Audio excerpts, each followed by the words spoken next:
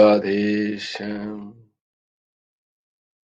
गुरुर्ब्रह्मा गुरुर्विष्णु गुरुर्देवो महेश्वर गुरुर्साक्षात् परब्रह्म तस्मै श्री गुरवे नमः।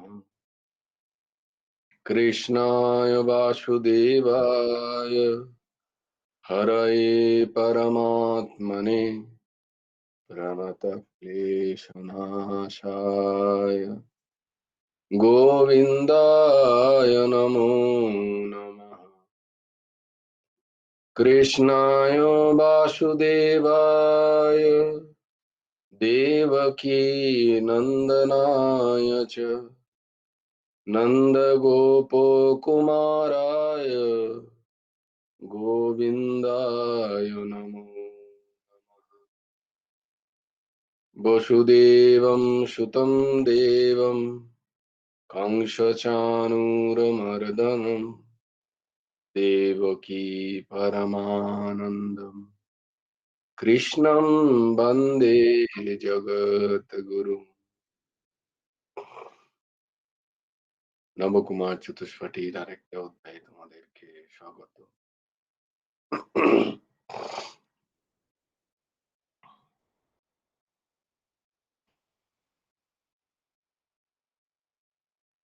আশা করি শ্লোকগুলো তোমরা মুখস্থ করছো।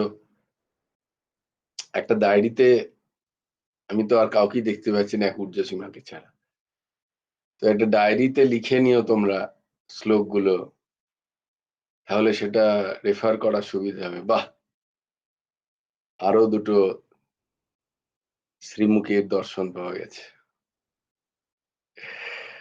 জয় গুরু রাধেশ। আসলে কি হয়, না হলেও আমি এমনি গুরুদেবকে মনে করেই বোঝাই। কেউ সামনে থাকলে মানে আমি যে বুঝছি সেটা তো বুঝতে হবে। কেউ একজন মাথা নাড়ালে বোঝা যাচ্ছে না না ঠিক আছে, বা আমি নিজে বুঝছি আর কি, কাউকে বোঝাতে পারছি মানে নিজেও বুঝছি, এইটাই আর কি, এই ভাবটা থাকে। তো একটা ডায়েরিতে লিখে নিলে কি হয়, সুবিধা হয় শ্লোকগুলোকে কণ্ঠস্থ করতে, বারবার পড়তে। ডায়েরিতে তোমরা লিখে নিও, ডায়েরি বা ছোট খাতা। তো আজকে আর আমরা ওই শ্লোকগুলোতে না গিয়ে আমরা সরাসরি শ্রীমদ্ ভগবদ গীতার নবম অধ্যায়ের চতুর্থ এবং পঞ্চম শ্লোকে যাব। আমরা আজ দুটো শ্লোক একসাথে দেখব।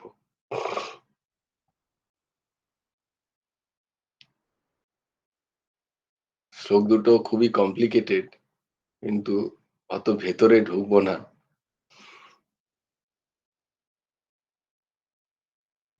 চলো দেখা যাক আধ ঘন্টায় কতটা বোঝা যায়।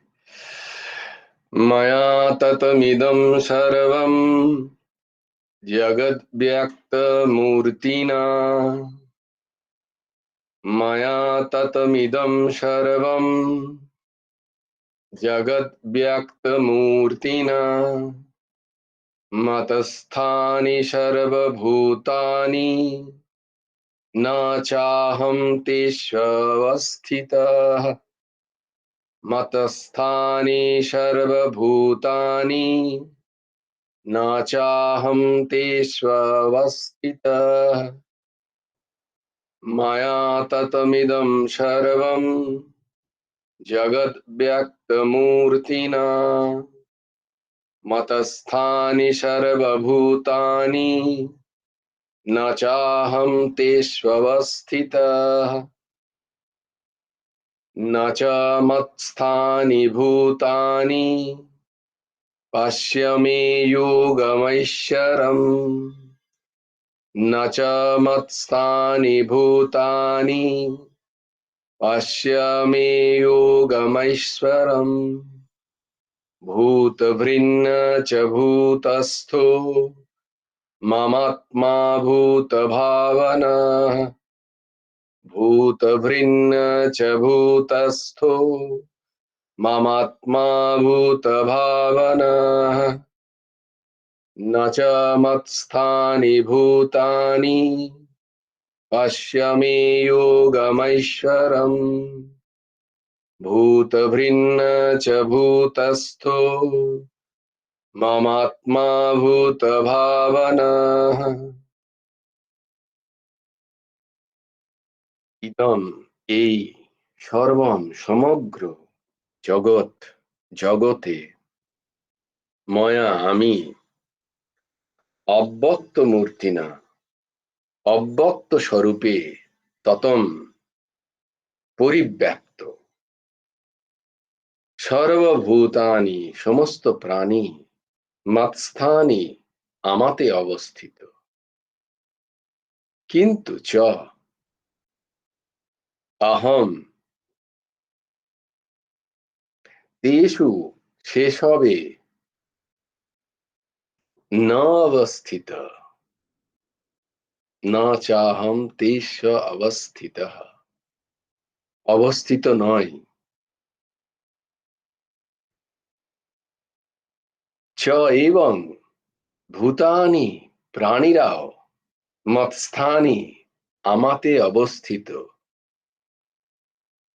ন নয় মে আমার ঐশ্বরম যোগম ঐশ্বরিক যোগ অশ্ব দর্শন করো ভূত ভাবনঃ সকল প্রাণীর উৎপাদক চ এবং ভূতভূত তাদের ধারক ও পোষক মম আমার আত্মা স্বরূপ ভূতস্থ ওই সকল প্রাণীতে ন নয় বঙ্গানুবাদটা শোনো আরো কনফিউজ হয়ে যাবে সমস্ত জগতে আমি অব্যক্ত স্বরূপে পরিব্যাপ্ত হয়ে আছি সমস্ত প্রাণী আমাতে অবস্থিত কিন্তু আমি সেসবে অবস্থিত নই এবং ওই প্রাণীরাও আমাতে অবস্থান করে না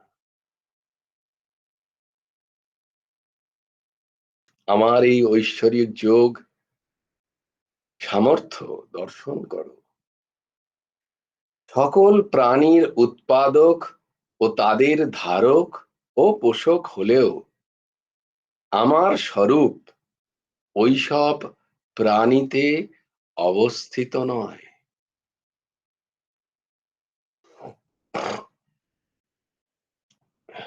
তো দুটো কথা এখানে ভগবান প্রথমে বলছেন হ্যাঁ তারপরে বলছেন না সঙ্গে সঙ্গেই বলছেন একটু পরে দু চারটে শ্লোকের পরে বললে হতো না তখনই বলছেন প্রথমে বলছেন সমস্ত জগতে আমি ব্যাপ্ত হয়ে আছি আর সমস্ত প্রাণী আমাতে আছে আমাতে অবস্থান করছে পরক্ষণেই বলছেন কিন্তু আমি সেসবে অবস্থিত নই আমি সেসব প্রাণীতে নেই আমি এই সৃষ্টিতে কোথাও নেই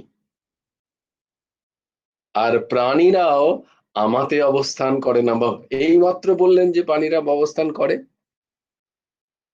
এই তো বললেন সমস্ত প্রাণীরা আমাতে অবস্থিত লেখাও আছে আবার বলছেন ওই প্রাণীরাও আমাতে অবস্থান করে না দিয়ে বলছেন আমার এই ঐশ্বরিক যোগ সামর্থ্য দর্শন করো সকল প্রাণীর উৎপাদক তাদের ধারক পোষক হলেও আমার স্বরূপ সেটা নয় বুঝলাম যে সকল প্রাণীর উৎপাদক আমি তাদের ধারণ পোষণও করছি কিন্তু আমার স্বরূপ ওই সমস্ত প্রাণীতে নেই বোঝা গেল কিন্তু তার আগের দুটো কি করে বুঝবো আমি অব্যক্ত স্বরূপে পরিব্যাপ্ত হয়ে আছি আমি সব জায়গায় অবস্থান করছি আবার বলছেন যে আমি না কিন্তু আমি সে সবে অবস্থিত নই আমার আমাতে সমস্ত প্রাণী অবস্থান করছেন প্রথমে বললেন তারপর বলছেন না প্রাণীরাও আমাতে অবস্থান করে না তো মহা ঝঞ্ঝাট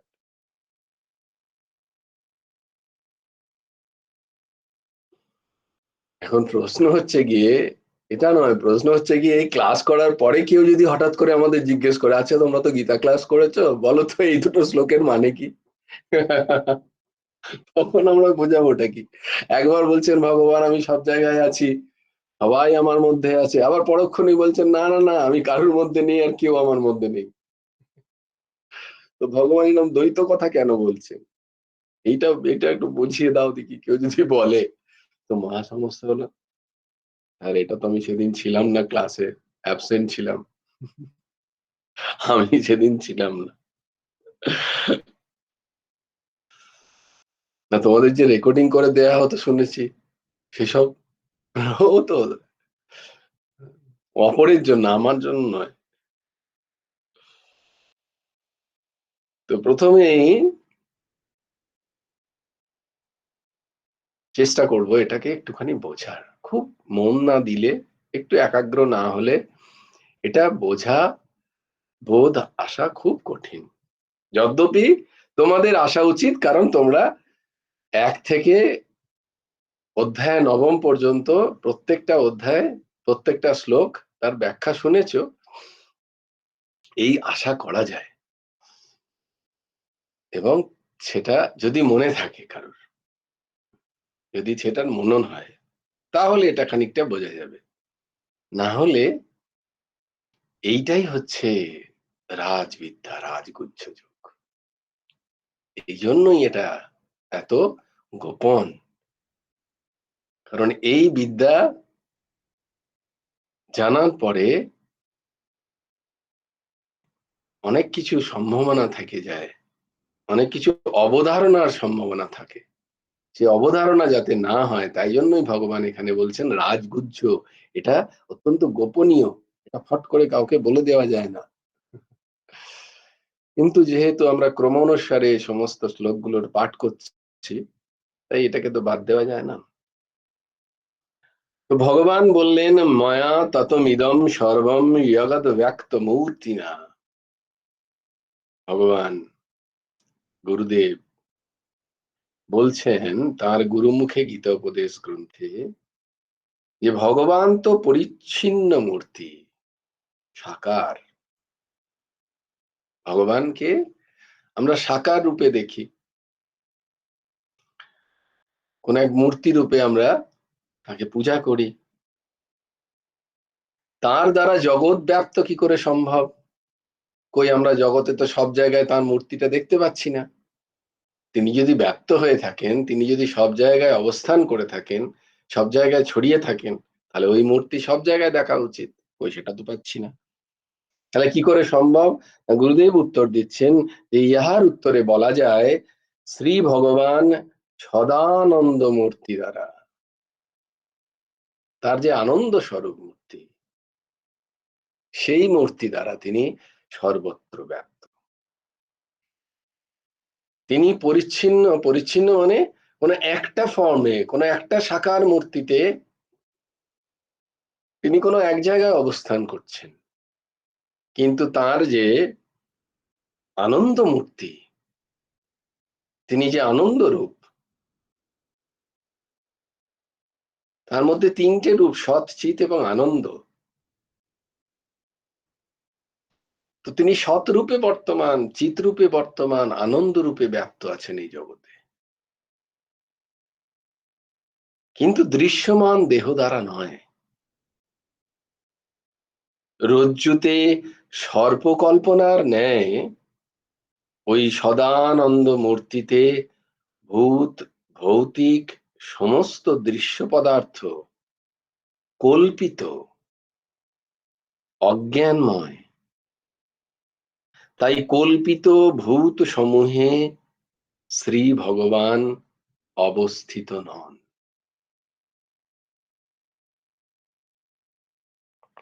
এটাও তো ঠিক, আরেকটু ব্যাখ্যার প্রয়োজন।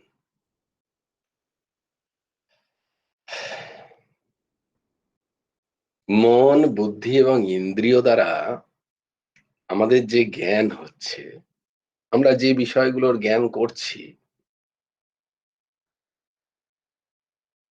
ভগবানের প্রথম কথাটা যদি মেনে নেওয়া হয় যে আমি অব্যক্ত স্বরূপে পরিব্যাপ্ত হয়ে আছি, তাহলে প্রথম কথাটা মেনে নিয়ে এইটা মানতে হয় যে এগুলো ভগবানের ব্যক্ত রূপ, আর মন বুদ্ধি ইন্দ্রিয়ের গোচর নয়, অর্থাৎ মন যাকে জানতে পারে না, তা হলো ভগবানের অব্যক্ত রূপ। এবং সেই অব্যক্ত রূপ কি করে লুকিয়ে আছে সেটা আমরা আগে দেখেছি, তাঁর শক্তি মায়া দ্বারা বা জীবের অজ্ঞান দ্বারা। এই যে সৃষ্টিতে ভগবান ব্যক্ত থাকা সত্ত্বেও ভগবানকে যে আমরা দেখতে পাচ্ছি না, তিনি যে ব্যক্ত মূর্তি নন সেখানে, তার কারণ হচ্ছে মায়া এবং অবিদ্যা। দুটো পর্দার কথা ওদের বলা আছে, জীবে মায়া, জীবে অবিদ্যা আর ভগবানের মায়া। তাৎপর্য হলো ভগবান ব্যক্ত এবং অব্যক্ত, মানে তিনি গোচরও বটে, তাকে দেখাও যায়, আবার তাকে দেখাও যায় না। এইভাবে এখানে ব্যক্ত এবং অব্যক্ত, সাকার রূপে তিনি ব্যক্ত, ভক্তেচ্ছয় পাত্র সুচিন্ত বিগ্রহা, তিনি ভক্তের ইচ্ছায় সুচিন্ত বিগ্রহ রূপেও ব্যক্ত হচ্ছেন, প্রকটিত হচ্ছেন। আবার এই বিশ্ব চরাচরে যা কিছু দেখছি, এই সবের মূলে যিনি, সেই অব্যক্ত রূপে ভগবান এই সবার মধ্যে আছেন। আর যেহেতু এই সব সৃষ্টিতে ভগবান অব্যক্ত রূপে, মানে দেখা যাচ্ছে না, তাকে ছোঁয়া যাচ্ছে না, তাকে বোঝা যাচ্ছে না, এই যে রূপে তিনি আছেন, সত্তা রূপে,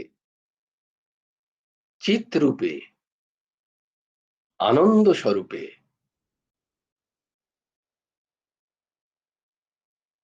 তার জন্য ভগবান বলছেন এই সবের মধ্যে আমি। আর এই সবের মধ্যে আমি আছে বলেই এই সব প্রকটিত ব্যক্ত, এই সবকে দেখা যাচ্ছে, এই সবকে অনুভব করা যাচ্ছে, এই জগৎকে অনুভব করা যাচ্ছে, কারণ এর ভেতরে আমি ব্যাপ্ত হয়ে আছি। তাই এই সবও, আমি না থাকলে এগুলো কিছু নেই, আমি না থাকলে এগুলোর কোনো অস্তিত্ব নেই। তাই আমি বলছি এ সব আমাতে অবস্থিত, মানে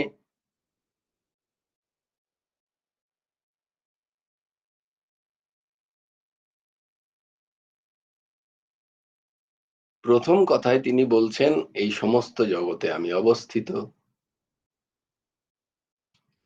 মৎস্থানি সর্বভূতানি, মৎস্থানি ভূতানি পশ্য, সকল প্রাণী আমাতে অবস্থিত, অর্থাৎ পরা এবং অপরা প্রকৃতি সমস্ত জগৎই আমাতে অবস্থিত। এরা আমাকে ভিন্ন থাকতে পারে না, মানে হলো ভগবত তত্ত্ব ভিন্ন অন্য কোন তত্ত্বের আলাদা অস্তিত্ব নেই। প্রকৃতির, যদি প্রকৃতিকে ব্যক্ত হতে হয় তাহলে তাকে ভগবানের আশ্রয় নিতে হবে। প্রকৃতি নিজে নিজে ব্যক্ত হতে পারেন না। প্রকৃতির মূল উপাদান কি? সত্য রজতম। কিন্তু এই সত্য রজতম যখন নিউট্রাল অবস্থায় থাকে তখন সে কিছু ক্রিয়েট করতে পারে না, তখন কিছু সৃষ্টি করতে পারে না। তার ভিন্নতাতেই প্রকৃতির সৃষ্টি হয়। কিন্তু এই প্রকৃতির সৃষ্টি তো হলো, কিন্তু সৃষ্টির জন্য একটা আধার চাই। প্রকৃতির নিজ কোনো আধার নেই। যেমন ধরো বাক্সে রং আছে, এই রং যখন বাক্সে আছে তখন তো কিছু সৃষ্টি করতে পারছে না সে, কিন্তু সেই রংগুলোকেই আমরা বিভিন্ন রকম ভাবে শেডিং করে আমরা ঘর বানাতে পারি, আমরা গাছ বানাতে পারি, আমরা পাখি বানাতে পারি, মানুষ চলছে দেখা যেতে পারে কোন একটা চিত্রে, কিন্তু চিত্র তখনও কল্পিত। চিত্রকে আমরা দেখতে পাচ্ছি কখন, যখন একটা ক্যানভাস আছে, একটা পাতা আছে, ততক্ষণ না সেই চিত্র কল্পনাতেই থাকছে, সেটা প্রকাশ হচ্ছে না। সেই চিত্র ব্যক্ত কখন হচ্ছে, যখন তার একটা আধার পাচ্ছে সে, কিন্তু আধার এক স্বরূপ। আধারে ক্যানভাসে চিত্র ফুটে উঠছে। এবার বলো, চিত্রর আলাদা কোনো অস্তিত্ব আছে? চিত্রর তো তাহলে কোনো আলাদা অস্তিত্ব নেই। ক্যানভাস না হলে চিত্র নেই, চিত্র না হলেও ক্যানভাস আছে। কিন্তু ক্যানভাস তো আছে, সাদা ক্যানভাস বা সাদা কাগজ, চিত্র না থাকলেও সে আছে। কিন্তু এখন কোনো পেন্টিংকে দেখছি, আমরা কোনো চিত্রকে দেখছি, তখন আমাদের ধারণাটা কি? চিত্র। আমাদের তখন ক্যানভাস দেখতে পাচ্ছি না, আমরা আমরা তখন পেন্টিংটাই দেখছি। বলি আমরা কি ক্যানভাস দেখছি? না না না, সে যে কোনো পেন্টিং হোক, নর্মাল পেন্টিং, অ্যাবস্ট্রাক্ট পেন্টিং, যাই হোক। অ্যাবস্ট্রাক্ট পেন্টিং আবার কিছু কিছু বোঝাও যায় না, কি দু চারটে লাইন টেনে দিয়েছে রে বাবা, সেখানে কোনো নাক মুখ চোখ কিচ্ছু নেই। তো যারা চিত্রকার তারা বোঝেন, যারা ওই বিষয়ের জ্ঞান আছে, তারা বোধ আছে, তারা বোঝেন যদিও, কিন্তু তার আলাদা কোনো অস্তিত্ব নেই যদি না পেছনে ক্যানভাসটা থাকে। এখন ভগবান এখানে বলার উদ্দেশ্য যে এই সবেতে আমি তো আছি, এই প্রকৃতিগুলোতে, এই যে পরা অপরা প্রকৃতিতে আমি তো আছি, কিন্তু আবার পরক্ষণেই বলছি যে এই পরা প্রকৃতিও আমাতে আছে, কিন্তু আমি সেসবে অবস্থিত নই। এটা বলার কারণ যে এই যে পরা অপরা প্রকৃতির যে স্বভাব, সেই স্বভাব কিন্তু আমার নয়। এই প্রকৃতির স্বভাব কি? এই প্রকৃতির স্বভাব হচ্ছে পরিবর্তনশীল, এগুলো পরিবর্তন হচ্ছে, ক্ষয়োন্মুখ, উৎপত্তিশীল যা কিছু এসব ক্ষয়োন্মুখ।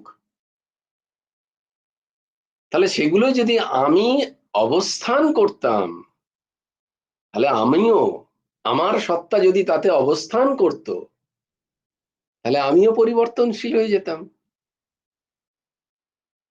কিন্তু তা তো আমি নই, এগুলোর নাশ হলে আমিও নাশ হয়ে যেতাম,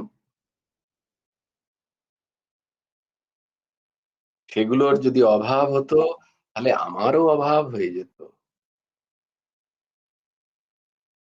কিন্তু আমাদের তো কোনো বিকৃতি নেই, আমাতে কোনো বিকৃতি নেই, কিন্তু আমার সৃষ্টিতে বিকৃতি আছে, দেখতে পাচ্ছি। সৃষ্টি হচ্ছে, সৃষ্টি নাশ হচ্ছে, উৎপত্তি হচ্ছে, বিনাশ হচ্ছে।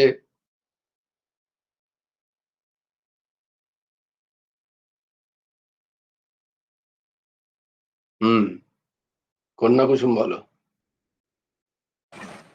জয় গুরু রাধেশ্যাম। হুম, আমাকে ওই জায়গাটা আরেকবার বুঝিয়ে দাও। কোন জায়গাটা? ওই পড়া পড়া সবকিছু আমাদের আছে, অথচ আমাদের সবকিছু নেই, এইখানটা আরেকবার।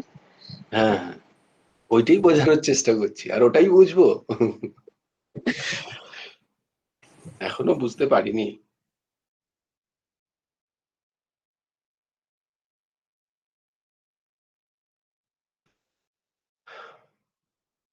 মানে ধরো, আমরা যখন কোনো সমুদ্রে বা কোনো জলাশয়ে ঢেউ দেখি, সেই ঢেউ,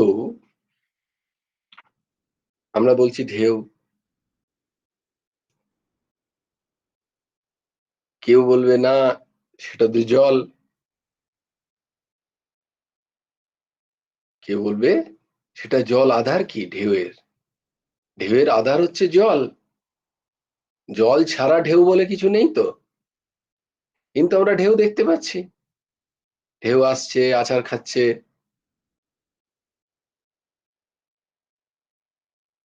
তেমনি এই সৃষ্টিতেও এই যা কিছু তুই দেখছো, এই যা কিছু আমরা দেখতে পাচ্ছি, সেটা হচ্ছে ঢেউ সদৃশ। কিন্তু মূল যে আধার, সেটা হচ্ছে ভগবান। তিনি হচ্ছেন জল, তিনি হচ্ছেন জল। এবার ঢেউ ধরো নেই, ঢেউ না থাকার পরেও জল তো আছে, ঢেউটা কোথায় গেল? তখন ঢেউ তো নেই।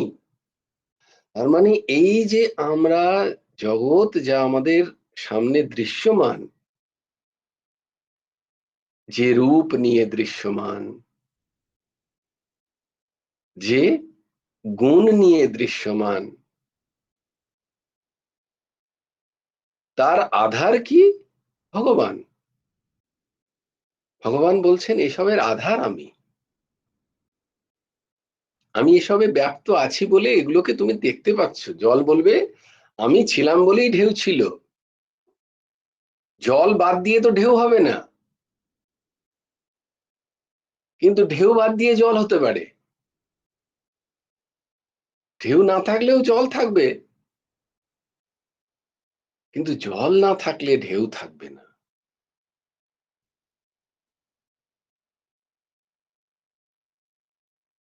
এবার ঢেউ উৎপত্ত হচ্ছে, আবার বিনাশ হয়ে যাচ্ছে পাড়ে গিয়ে। কিন্তু জলটা কি বিনাশ হচ্ছে? জলের তো বিনাশ হচ্ছে না, জল তো আবার জলে গিয়ে মিশে যাচ্ছে, আবার একটা ঢেউ হচ্ছে, আবার সে পাড়ে আসছে, মিলিয়ে যাচ্ছে, বিলীন হয়ে যাচ্ছে। জলটা তো একই রূপ থাকছে। তাই যে এই উৎপত্তি আর বিনাশ যেটা ঢেউয়ে আছে, সেটা জলে নেই।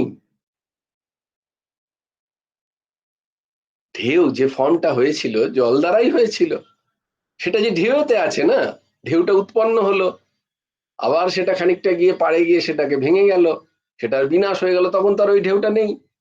তাহলে এই যে উৎপত্তি আর বিনাশ, এটা তো ঢেউয়ে আছে, এটা জলে নেই।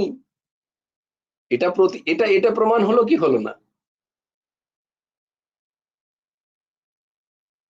জল থেকে ঢেউ তৈরি হলো তো, ঢেউটা কোত্থেকে এলো? জল থেকেই এসছে।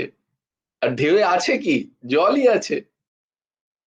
ঢেউয়ে জল ছাড়া আর কিছু আছে কি? নেই। কিন্তু ঢেউ হলো, আমি ঢেউ বললাম, আবার ঢেউ এলো, ঢেউ পাড়ে গিয়ে ভেঙে গেল, তখন তো আর ঢেউটা রইলো না।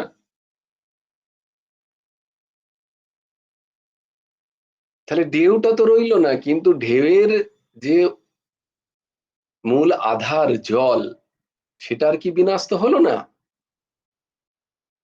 তাহলে সেটা তো রইলো।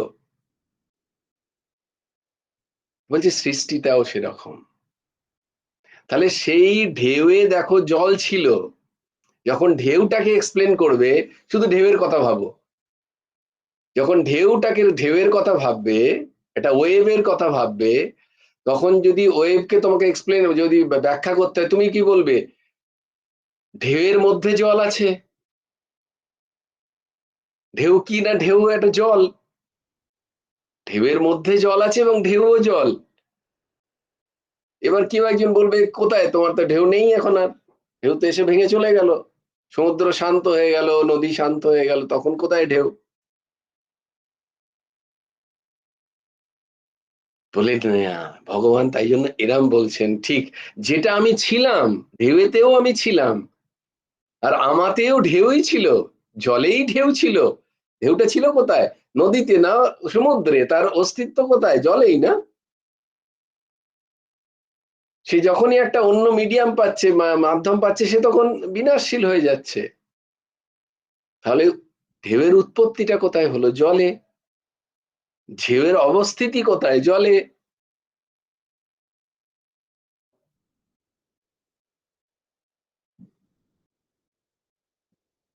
কিন্তু আমি যখন ঢেউকে এক্সপ্লেন করব, ঢেউকে বোঝাবো, তখন আমি কি বলবো? এটা একটা জল, এছাড়া আর কি? ঢেউয়ের মধ্যে কি আছে? জল আছে। আর ঢেউটা কোথায় আছে? না জলেই। ওই তো জল দেখতে পাচ্ছ না, জলেই তো ঢেউ ছিল। তাই জন্য ভগবান বলছেন যে এই সবেতে আমি ব্যাপ্ত, আর এই সব আমাতেই অবস্থিত, কিন্তু আমি এতে নেই, না এরা আমাতে আছে। মানে কি? এই যে নাম রূপাত্মক সৃষ্টির উৎপত্তি ভগবানের অস্তিত্ব ছাড়া নেই, ভগবানের অস্তিত্ব আছে বলেই এই নাম রূপাত্মক জগৎকে আমরা দেখতে পাচ্ছি। আবার এই নাম রূপাত্মক জগৎ জগৎ যখন লীন হয়ে যাচ্ছে, তখন না ভগবানের অস্তিত্ব ওখানে আছে, না ভগবান ওই তার অস্তিত্ব ভগবানে আছে। তুমি বলবে ঢেউ জলে মিলিয়ে গেছে, এরকম তো বলা যায় না। ঢেউ উৎপত্ত হয়েছিল, বিলীন হয়ে গেছে, না ঢেউটা কোথায় গেল? জলের ভেতরে ঢুকে গেছে। তার মানে জল, ঢেউ বলে এখনো কিছু আছে, ভেতরে গেলে পাওয়া যাবে, হাত দিলে খুঁজে বার করে আনা যাবে ঢেউকে? পাবে না তো। ঢেউকে পাবে কি? বলে তাহলে ঢেউটাকে একটু তুলে নিয়ে আয় হাত তুলে। বলে না, এরকম তো হয় না।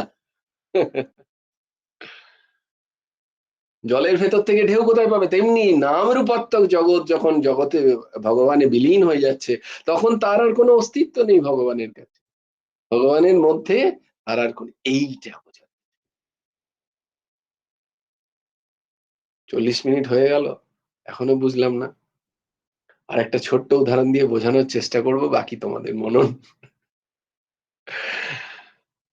যেমন ধরো মাটির, মাটির যে পাত্র,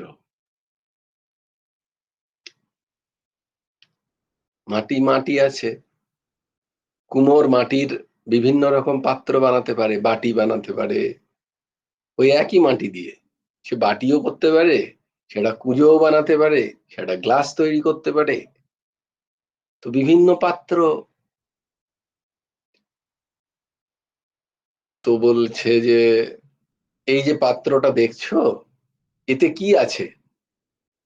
তুমি ঢুকে দেখলে, আরে এ তো তুমি তো কিছু দাওনি, গ্লাসে তো জল দাওনি, জল নেই, খালি। খালি তো। বলে না না, যে যেটা ধরে আছো, যে গ্লাসটা যেটা আছো, সেটা কি, কি দিয়ে তৈরি? বলে মাটি দিয়ে তৈরি। বলে হ্যাঁ হ্যাঁ, ওইটাই বলতে চাইছিলাম। আবার ধরো কুঁজোটাকে দেখছো, বলে এতে কি আছে? বলে এতেও তো কিছু নেই। বলে না না, যেটা যেটা দেখছো তুমি সেটা কি? বলে ওটা মাটি। বাটিটা, বাটিটাও মাটি। বেশ, তাহলে বাটিটা মাটি, গ্লাসটা মাটি, কুঁজোটা মাটি। এবার এই তিনটেকে ভেঙে দাও, তিনটেকে ওপর থেকে নিয়ে গিয়ে, ওপর থেকে নিয়ে হালকা উঠিয়ে দিলেই ভেঙে যাবে। বলে এবার বাটি কই? বলে তুমি তো ভেঙে দিলে। না না, বেশ ভেঙে তো দিলাম, তাহলে রইলোটা কি? বলো মাটি, সব তো মাটি হয়ে গেল, ধুলো হয়ে গেল, তো গুঁড়িয়ে গেল। বলে এবার মাটিকে দেখতে পাচ্ছি? বলে হ্যাঁ মাটিকে তখনও, তাহলে তখন কি ছিল? তখনও মাটিই ছিল তো, তখনও মাটিই ছিল, এখনো মাটিই আছে।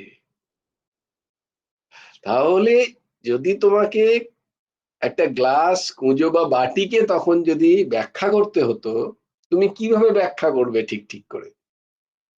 না, বস্তুত হয় এটা একটা রূপ, এটা বস্তুত মাটি, এটা কারুর কল্পনা দ্বারা একটা রূপ পেয়েছে, কিছু একটার আধার, কিন্তু এটার বস্তু কি? এটা মাটি। এটা এখন দেখতে এরকম হয়েছে, তো এর আধার কি? মাটি। এটা মাটি ছাড়া হবে না, না? তাহলে মাটি ছাড়া বাটির কোনো অস্তিত্ব নেই, কিন্তু বাটি ছাড়া মাটির অস্তিত্ব আছে কি নেই? আছে তো। মাটি তখনও ছিল, আবার ভেঙে যখন গেল, যখন আর সেটা বাটির ফর্ম নেই, রূপ নেই, আকার নেই, তখনও কিন্তু মাটিটা আছে। ঠিক তো? তো ভগবান এখানে সেই রকমটাই বলছেন। যে এই সৃষ্টিতে আমি আছি, পরিব্যাপ্ত হয়ে আছি, আর এই সমস্ত সৃষ্টি আমাতে আছে। কারণ মাটি ভিন্ন বাটি বলে কিছু নেই। ভালো করে ভাবো, মাটি ভিন্ন বাটি বলে কিছু আছে? আমরা বাটিতে মুক্ত হয়ে আছি বলে মাটিটাকে দেখতে পাচ্ছি না। সমস্যা এখানেই।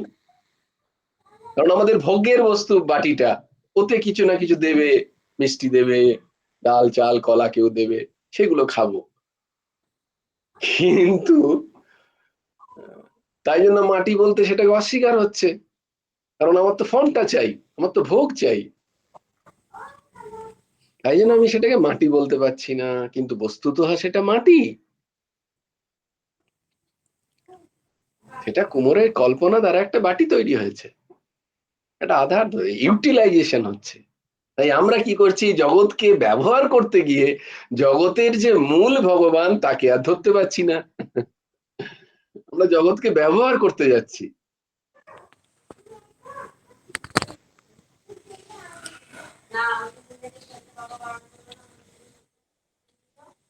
তো মূলত কি বাসনের, সেই যে বাসন আমরা যেটাকে বলি, সেগুলোর ব্যবহারের কারণে তারা অন্য অন্য রূপ নিয়েছে, কিন্তু তার বেসটা কি, আধার কি, মূল কি? মাটি। আর যখন রূপটা থাকবে না তখনও সে মাটি থাকবে। এবার যখন মাটি থাকছে তখন কি তুমি বাটিটাকে দেখতে পাচ্ছ সেখানে? না। তো ভগবান এই পরের কথাটা ওইটা বলছে যে আমিও তাতে নেই।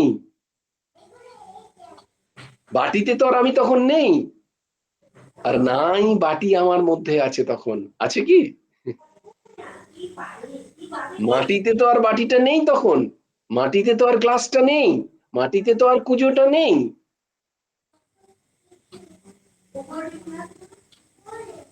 আছে কি? নেই তো। তাই ভগবান বলছেন আমি নেই। কিন্তু যখন ব্যবহার করছিলাম তখন তো আমি ছিলাম, আমিই ছিলাম মূল, এবং এই সবই আমাতে ছিল। তুমি যখন বলে বাটিটা কোথায় আছে, মাটি দিয়েই তো তৈরি, মাটিতেই তো বাটিটা আছে। এই সবই ভগবানে অবস্থিত। কিন্তু যখন এগুলোর মূল ফর্মে চলে যাচ্ছে তখন ভগবানও সেখানে নেই, আর এইসবের অস্তিত্ব তখন আর ভগবানে নেই। How can your call ends in 15 minutes? Why? তারা কি বলছে শুনেনি? আচ্ছা বেশ, আচ্ছা আচ্ছা, আমার ক্লাসে শেষ হয়ে যাবে। ওই দেখো, এইসব বাটি।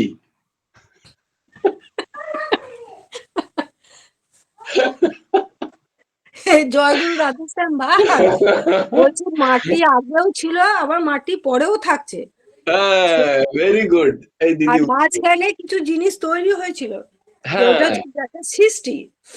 হ্যাঁ, কিন্তু সেগুলো মাটি ছাড়া আবার হবে না, না, সেগুলো মাটি ছাড়া হবে না, যেমন এই মাটি আমাদের ছাড়াও হচ্ছে সংসার না। তো। তাই মাটি, মাটি দিয়েই সেগুলো তৈরি, আর মাটির মধ্যেই সেগুলো অবস্থান করছে, সেই ফর্ম গুলো। কিন্তু যেগুলো ওই ফর্ম গুলো যখন না থাকছে, রূপগুলো যখন না থাকছে, আকারগুলো যখন না থাকছে, সে আবার মূল মাটিতে মাটি ফিরে যাচ্ছে। তখন ওই বাটিটার যে স্বরূপ সেটা কিন্তু মাটিতে আর নেই। তখন কিন্তু মাটিতে বলবে না যে ভাত আমাকে মাটিতে দিয়ে খাও, তখন তুমি খাবে না। কিন্তু তোমার তার জন্য বাটিই চাই, থালা চাই। তুমি বলবে না না, তখনও তো মাটিই ছিল, মাটিতেই দাও তাহলে, ডাল ভাত ওতেই মেখে খাই। খাবে? কেউ খাবে না। তাই ভগবান বলছেন যে এতে আমি নেই। খানিকটা চেষ্টা করলাম। জয়গুরু রাধেশ্যাম, জয় আমি গুরু রাধেশ্যাম। বলছি যে মাটি থেকে পাত্র তৈরি হলো, ঠিক আছে? এবারে পাত্র এক এক রকমের পাত্র তো, এবার ওই পাত্রের এক এক রকমের গুণ। কেউ ধরুন কুজোতে বেশি জল ধরছে, সে ঠান্ডা করছে, গ্লাসে হয়তো হচ্ছে না, থালাতে জল দেওয়া যায় না। তাহলে এই পাত্র অবস্থায় যে গুণগুলো, সেইগুলো ওই পাত্রেরই, ভগবানের নয়।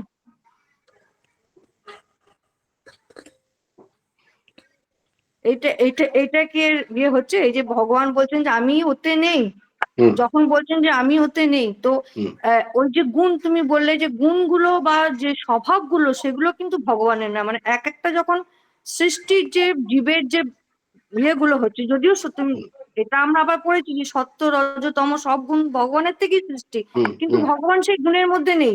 হুম মানে এখানে যেমন ধরো আমি বলছি ওই যে তুমি পাত্রগুলো বললে, হুম তো পাত্রগুলো যে তৈরি হলো তাদের ভিন্ন ভিন্ন স্বভাব, ভিন্ন ভিন্ন গুণ, হুম তাহলে সেই গুণগুলো সেই সময়ের জন্য তার মধ্যে ভগবান বলছে এর মধ্যে আমার কোনো এ নেই, এইটাই কি মানে আমি বুঝতে চাইছি এটা কি? হ্যাঁ, একদম দারুণ একটা কথা ধরেছো তুমি। যার জন্য ভগবানকে নির্গুণ নিরাকার বলা হয়, ব্রহ্ম নির্গুণ নিরাকার।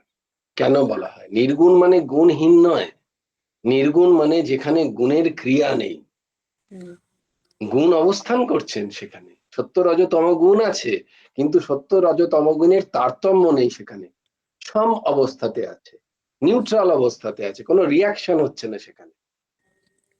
তাই ভগবান এই সমস্ত গুণ, যে ভগবানের যেমন ধরো মাটির কথা বলছি, পাত্রের কথা বলছি, এই যে পাত্র ধারণ করছে, এই ধারণ ক্ষমতাটা কার? ধারণ ক্ষমতা তো পাত্রের নয়, সেটা তো ভগবানের। ধারণ ক্ষমতাটা তো মাটির। একটা বাটিতে আমি জল ঢালছি, সেই জলটা পড়ছে না, এই ধারণ ক্ষমতাটা তো আর বাটির নয়, বাটি তো একটা ফর্ম মাত্র, বাটি তো একটা আকার মাত্র। আমাকে পড়াবে? পাগল কিন্তু হয়েছে। বাটি থেকে যে জলটা পড়ছে না, এই যে ধারণ ক্ষমতাটা কার? ধারণ ক্ষমতাটা মাটির। হুম, ভেবে দেখো, হুম। ধারণ ক্ষমতাটা কার? মাটির। আচ্ছা, বাটিটা একটু তুলছি, বাটিটা একটু ভারী, বাটিটা ভারী? বাটি বলে কোনো জিনিস আছে যেটা ভারী? না, ভারীটা তো মাটি। বাটির যে যে বস্তুটা আছে সেইটা ভারী, ওয়েটটা কার? বাটির না মাটির? চুপ কর। হুম। তোমাকে যদি বলা হয় ওজনটা কার? বাটির না মাটির? তুমি যখন তামার তামার একটা বাটি কিনবে ধরো, তোমাকে যদি বলা হয় আচ্ছা ওজনটা কার? বাটির। বলে আরেকটু ভেবে বলো, তুমি সায়েন্সের স্টুডেন্ট, বা তুমি যে লজিক দিয়ে বলো, বলে না না এটা তো তামার, তামার ওজন। তোমায় যে দোকানি পয়সাটা নেয় সেটা বাটির পয়সা নেয় না তামার পয়সা নেয়? তামার পয়সা নেয়। তাহলে স্বভাবটা কার? তামার, পদার্থের, বস্তুর। কিন্তু সেটা প্রকট হচ্ছে কি দ্বারা? ফর্ম দ্বারা, সৃষ্টিতে। তাই জন্য যখন সত্য রজ তম গুণের পার্থক্য অনুযায়ী সৃষ্টির বিভিন্নতা, কিন্তু এই গুণ কিন্তু ভগবান থেকেই আসছে। তাই ভগবানকে নির্গুণ বলা হয়, নিরাকার বলা হয়, সগুণ বলা হয়, সাকার বলা হয়, সগুণ বলা হয়, নিরাকার বলা হয়। কারণ ওই গুণ যে কাজ করছে সেই কাজটার আধারও তিনি। আমি বোঝাতে পারলাম? যে বাটি যে ধারণ করছে, সেটা কি বাটি ধারণ করছে আদৌ? কুজো যে জল ধারণ করছে, কুজো জল কোথেকে ধারণ করবে? কুজো জল ধারণ করবে কোত্থেকে? ধারণ তো করছে মাটিটা, কুজোর যে মেটেরিয়াল। কুজো বলে তো কোনো জিনিস নেই, কুজো আমি একটা ফর্মের নাম দিয়েছি, একটা ফর্ম, একটা আকৃতি,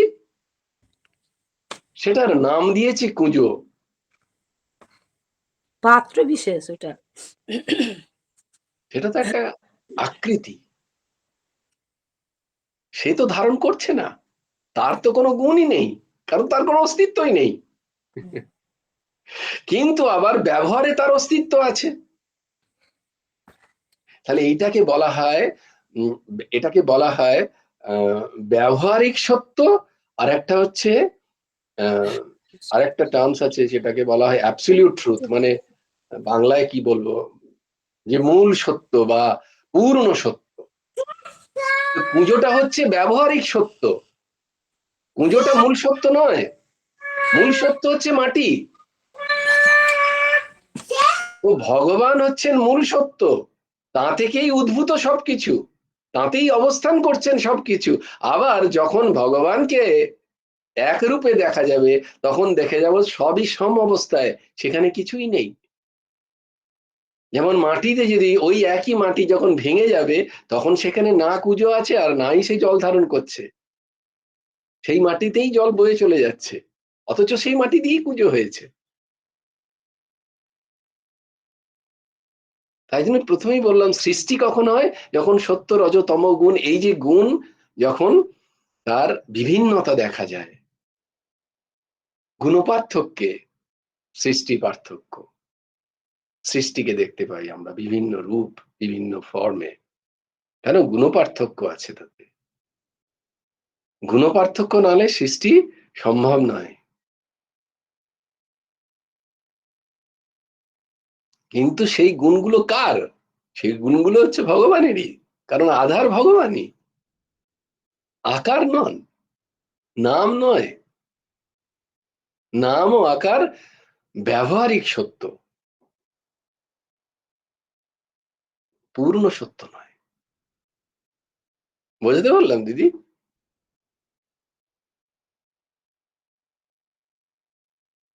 তুমি তুমি যা বললে সেটা এখন ভাবি, তবে আমি হ্যাঁ, বুঝবো একটু একটু যে চিন্তা করতে বুঝতে হবে। পারলাম কিনা। হ্যাঁ, একটু চিন্তা করতে হবে যে বাটি যখন কাজ করছে, কাজটা করছে কে? বাটি কোনো কাজ করছে না, কাজ তো মাটিই করছে। বাটির কাজটা করছে কে? ধরছে, কিছু একটা নিচ্ছে, তার ভারিত্ব, তার গুরুত্ব, এই সবই মাটির, বাটির নয়। মাটি ভিন্ন, বাটির কোনো অস্তিত্ব নেই, কিন্তু বাটি ভিন্ন, মাটির অস্তিত্ব আছে। এইটাই হচ্ছে কথা। যাক, এটা আরো আমাদের এখনো আহ, এই সময় আমরা 9-এ যাচ্ছি, half of the course. Full of the কোর্সে নিশ্চয়ই আমাদের বোধ তৈরি হবে। এইটাই হচ্ছে রাজবিদ্যা, রাজগুচ্ছ যোগ। কারণ এইটা যদি একবার কেউ, যে দিদির লেভেলে যদি মনন করে কেউ বুঝে যায়, তাহলে কিন্তু অনেক কিছু, অনেক প্রশ্ন আসতে পারে। সেই প্রশ্ন যদি আসে, তবে আমি বুঝবো যে হ্যাঁ, দিদি খানিকটা বুঝেছে। কারণ জয়গুরু রাধেশ্যাম। এরপরে আরো অনেক প্রশ্ন আছে, যে কেউ একজন যদি এই জায়গাটাকে ধরে নিতে পারে। তো সেই জয়গুরু প্রশ্ন। রাধেশ্যাম। হ্যাঁ, জয়গুরু রাধেশ্যাম দিদি, বলো। বলছি এইটা যে আমরা বাংলা বলি না বিশেষণের বিশেষণ, মানে ভগবান তো আছেন, ভগবানের থেকেই তো সৃষ্টি হয়েছে সবকিছু। হ্যাঁ। এবার ভগবানের অস্তিত্ব তখন, আমরা যখন পাত্রগুলো সৃষ্টি করছি মাটি থেকে, হুম, তখন তো সেই মাটি থেকে বিশেষ বিশেষ বস্তু আসছে আসছে আসছে, তখন তো তৈরি হচ্ছে। হুম, কিন্তু ওর মূল ইয়েটা তো সেই মাটি, মানে মাটিতে যদি আবার আমি আছাড় মেরে বাটি এবং গ্লাসগুলোকে ভেঙে ফেলি, তো হুম। সেটা তো সেই মাটিতেই পরিণত হচ্ছে। একদম, একদম ঠিক, একদম ঠিক, ঠিক দাঁড়া বলো। দাঁড়া দাঁড়া দাঁড়া, আসি আসি। ও আমার নাতনি আমাকে পড়াতে এসছে, আর আমি পারছি না। না, ওর কাছে বলছি, পড়ো, তুমি ওর এসো কাছে পড়ো। তাড়াতাড়ি ক্লাসে, হ্যাঁ বই ব্যাগ সব নিয়ে এসেছে। ভেরি গুড গার্ল, ও দেখো পড়াচ্ছে দিদিটাকে। পড়ো পড়ো। জয় জয় শ্রী রাধে, জয় জয় শ্রী সীতারাম, হর হর মহাদেব। ভজ গুরু হেমন্ত দেব রাধে শ্যাম, জপ হরে কৃষ্ণ হরে রাম। जय जय श्री राधे, जय जय श्री राधे, जय जय श्री राधे। हरि बोलो, हरि बोलो, हरि हरि बोलो। जय गुरुदेव, जय गुरुदेव, जय गुरुदेव। जय जय परमहंस ठाकुर श्री श्री हेमंत देव जी। जय गुरु राधे श्याम, राधे श्याम, राधे श्याम, श्याम श्याम राधे राधे, राधे कृष्ण, राधे कृष्ण, कृष्ण कृष्ण राधे राधे। जय गुरु राधे श्याम। श्री गुरार्पणमस्तु, श्री हेमंत देवार्पणमस्तु। जय गुरु राधे श्याम। जय।